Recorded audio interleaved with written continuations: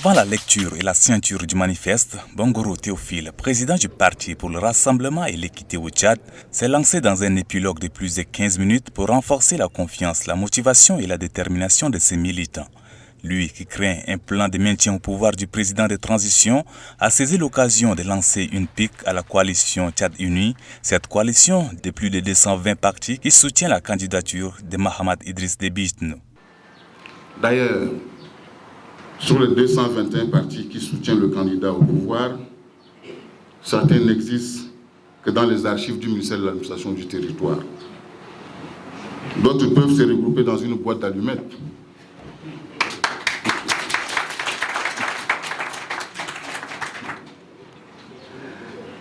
Les 5 ou 6 qui tiennent encore sont dirigés par des leaders touchés par la ménopause politique.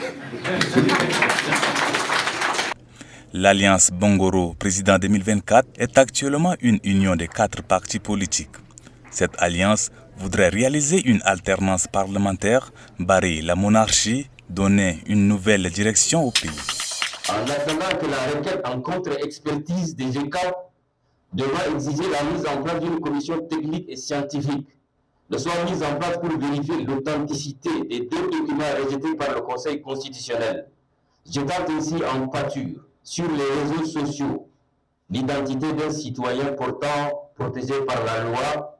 D'autres actions judiciaires ne tarderaient d'être enclenchées. Par la coupure de ce ruban, le siège diplomatique de la Grande-Bretagne construit et inauguré. Cela fait 5 mois qu'il occupe cet endroit. Présent à cette cérémonie, Andrew Michel, ministre britannique du Développement et à l'Afrique, a salué les efforts du Tchad par rapport à l'accueil des réfugiés à l'est du pays. Le diplomate tchadien Mahamat Saleh Anadif a non seulement plaidé pour les réfugiés soudanais, mais de penser sur le cas des autochtones.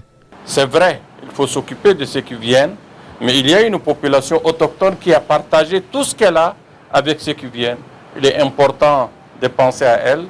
L'environnement a été détruit, il manque d'eau, il manque de structures de santé, il manque de structures scolaires. Parce que lorsque ces gens sont venus, quelquefois on les a logés même dans les écoles, dans les dispensaires. Donc c'est autant de choses où j'ai dit à nos partenaires de prendre conscience. C'est bien d'assister les réfugiés, ce sont nos frères, mais il faut aussi penser à la situation du pays qui les accueille et aux populations locales qui sont avec eux et qui leur apportent tout ce qu'elles peuvent. L'inauguration de cette institution est une manière de renforcer davantage les relations bilatérales entre ces 2 pays.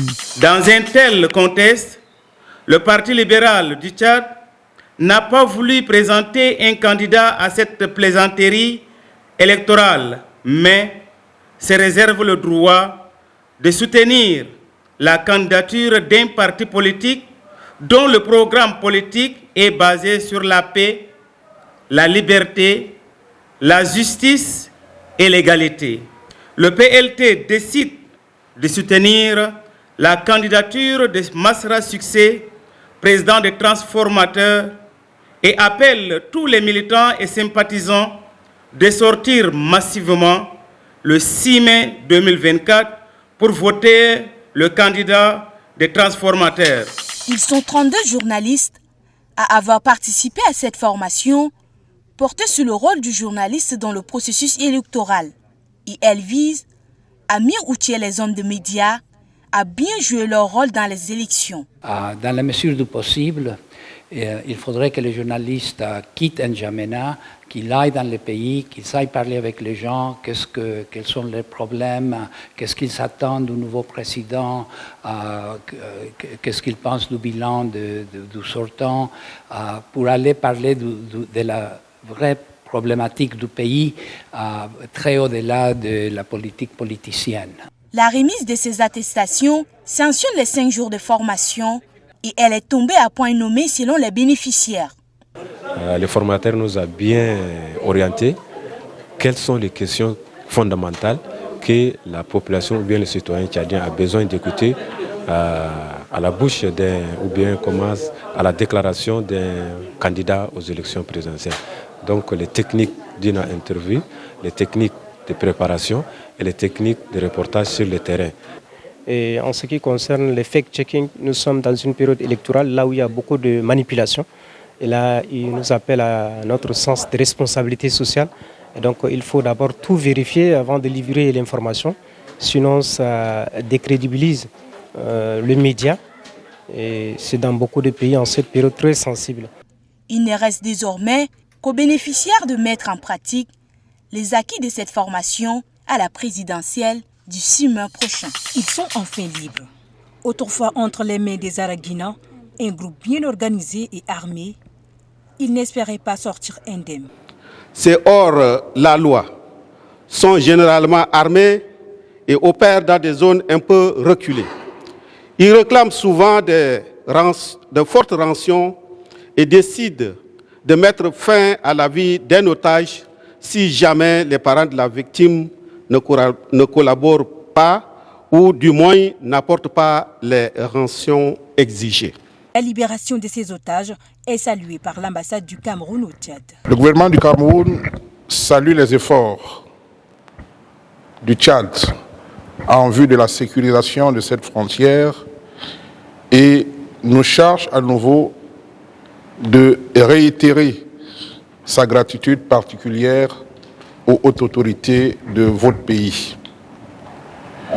Nous sommes convaincus que seule une mutualisation des moyens entre nos deux pays peuvent parvenir à endiguer de façon définitive, trouver une solution définitive à cette problématique de la prise d'otages. L'opération de libération de ces otages a eu lieu fin février dernier. Menée par le ministre de la Sécurité publique, elle a concerné les provinces du Maïkébi-Ouest et du Logone oriental, particulièrement touchées par le kidnapping. C'est un kit alimentaire composé essentiellement du riz, d'huile, des dattes qui a été remis à ces personnes. Une assistance du CIMAF envers ces personnes vulnérables. L'objectif, leur permettre de rompre aisément l'argent. L'action menée aujourd'hui par CIMAF Tchad est une action sociale durant le mois de Ramadan.